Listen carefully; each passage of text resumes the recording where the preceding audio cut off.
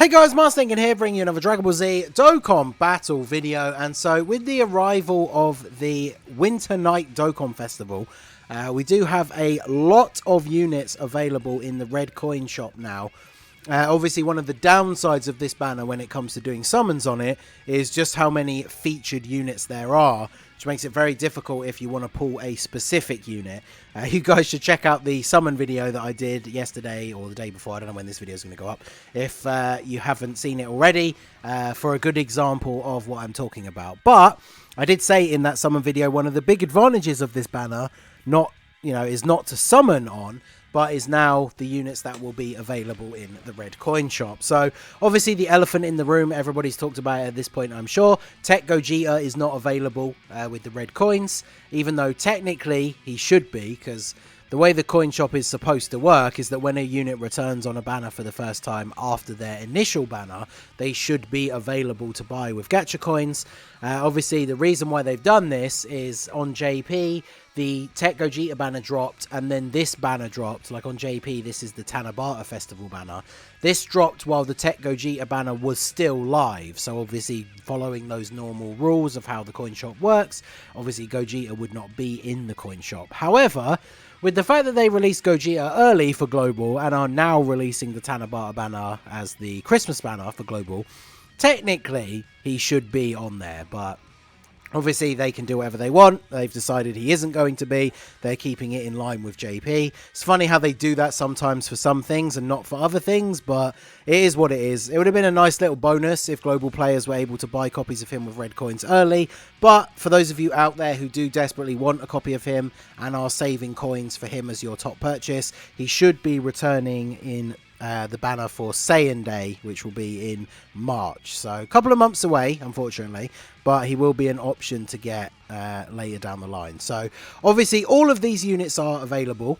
The Dokkan Fest TURs, especially the older ones, are cost you less red coins than if you wanted to buy one of the Dokkan Fest LRs. Obviously, the AGL UI Goku and INT Super Saiyan Blue Evolution Vegeta are available to buy with coins for the first time, and they are 500. The LR Blue Boys and LR Go Bros are 500. And then you have most of the Dokkan Fest exclusives on here are 400 red coins until you get down to like the 120 leaders like Broly and Janemba are 200. And then you've got units like the INT Super Saiyan Blue Vegeta, who's 150. Some of the older ones, 150. Rose and Vegito Blue, in terms of the AGL and the physical ones, are 150, whereas the STR Rose and Tech Vegito Blue are 400. So we'll go over the obvious top choices, and then we will talk about the other options that could be good. So I don't know why I even opened the Tech Gogeta banner, because sadly he is not available. But AGL UI Goku. So we've all seen the memes. I've posted many myself in the past, some even recently with the release of the ESBR stages, about how this guy, despite having a 70% chance to dodge, will somehow seem to never dodge when you really, really need him to. But obviously it's just RNG at the end of the day. Like a lot of people out there, if you get lucky and you only experience the good RNG, then this guy's dodging like basically all the time. He is still arguably in contention as one of the best units in the game. At least, top 3, top 5, depending on how you want to rank units. I've definitely come across a new mindset recently. I might start doing some tier lists or something like this, but for me personally now, I think it's completely pointless to do top 10s or tier lists of units unless you're making different ones for specific events. Because I don't think you can say, I don't think you can have a list of units that are the top 10 in Super Battle Road and then have a list of units that are the top 10 in the GT Goku event and those lists be the same. So just having a generic top 10, I think, is completely pointless. But this guy is obviously super good in all modes. And when it comes to buying with red coins, a lot of the question is for people who don't have the unit at all. So you're only going to be buying a copy, and then he's going to be at 55%. A lot of people who are free to play and don't summon a lot, you have to be very careful with your red coins. And so if you didn't pull this guy during the anniversary, you might be contemplating picking up your very first copy of him. And I think back to when I did the 55% showcase for him on the day that the anniversary banners came out on Global, and regardless of tier lists and top 10s and all that stuff, I would argue that this guy is probably the best 55% unit in the game, because at 55% he can literally do everything. So as an AGL unit, he has 3 level 5 additional. He has obviously the 70% chance to dodge in his passive, so he can dodge. He also has a high chance to perform a crit as part of his super attack effect for both the 12 key and 18 key, and this stacks. So if he gets an additional super, the second and a potential third super are guaranteed crits, even if the first one actually didn't get the crit. He also has a chance to additional in his passive. So even at 55%, you could get the passive additional and then you could get the level 5 additional from his hidden potential. So in one turn, with the best RNG possible, this guy could dodge every single attack and then super attack 3 times and they all be crits at 55%, which is ridiculous. Like, no other 55% unit can do that. So UI Goku, definitely a top contender. If you're thinking about units to spend your red coins on, and you can only get one, if you don't have UI Goku, then obviously he would be the top choice. So next up we have Blue Evolution Vegeta. He gets memed on a lot as well recently. Like, I see him underrated so badly, but I used him and his team, like double Vegeta leads, for the full power no items run for ESBR. And honestly, even at 55%, he did impress me. Now, I've seen a lot of people say, and I'm probably going to pick up my first dupes for him with my red coins, because I only got him to 55% in the anniversary. With dupes, he becomes much, much better. But he is a very, very solid unit. And one of the things that I wanted to talk about here is the fact that he is the leader for Powerful Comeback and Reps of Universe 7. If we look at Powerful Comeback as a category, they currently don't have any other leader.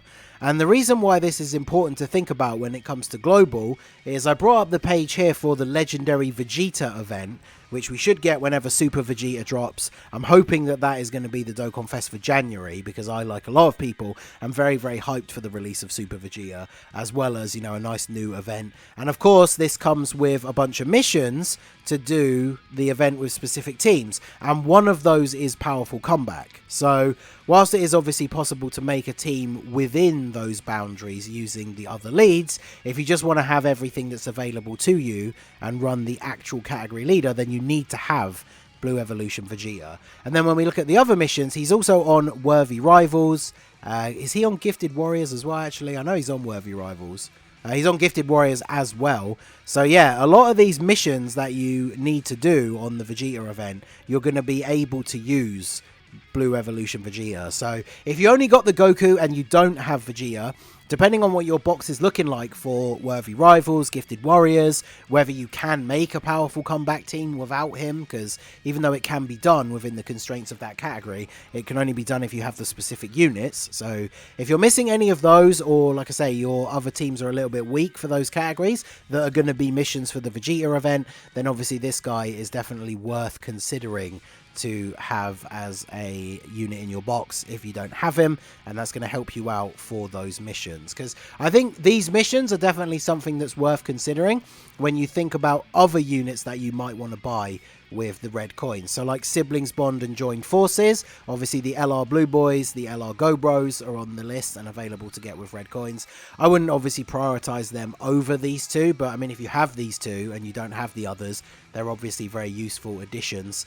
And then when we look at the other units on the banner, there's a couple of things here that are going to be interesting. So we know that units are getting easy A's now, kind of out of order of release, just based on the themes of their celebration.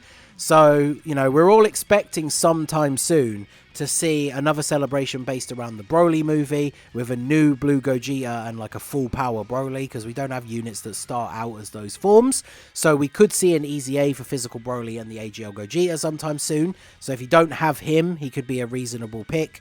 This is obviously all sort of like gambling based on what's going to come out in the future, right? Because he is going to get an easy A in the future. We just don't know when.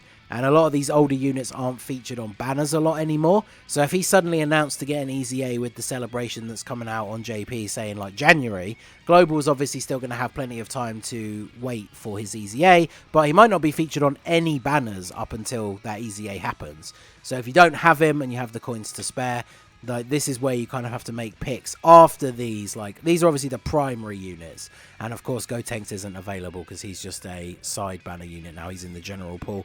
But another one super worth considering, Blue Evolution Vegeta. Sadly, did not get his Easy A when UI Goku got his, but his will obviously be coming at some point, and he's going to be very, very good. He's been on a ton of banners though, so unless you're a newer player, you probably don't need copies of him. But I think interesting ones that are worth keeping an eye on is Tech Vegeta Blue and STR Rose. So we got as like a global first Easy A, the announcement of their Easy A's. I think it was last year at Christmas. I don't think it was the year before. So we're around that kind of time where we could see them potentially doing an Easy A for Vegeta Blue and Rose very soon. And they're not units that are likely to be on any banners anytime soon. Outside of obviously when they do get an Easy A, they do those Easy A banners, but they're not normally worth summoning on.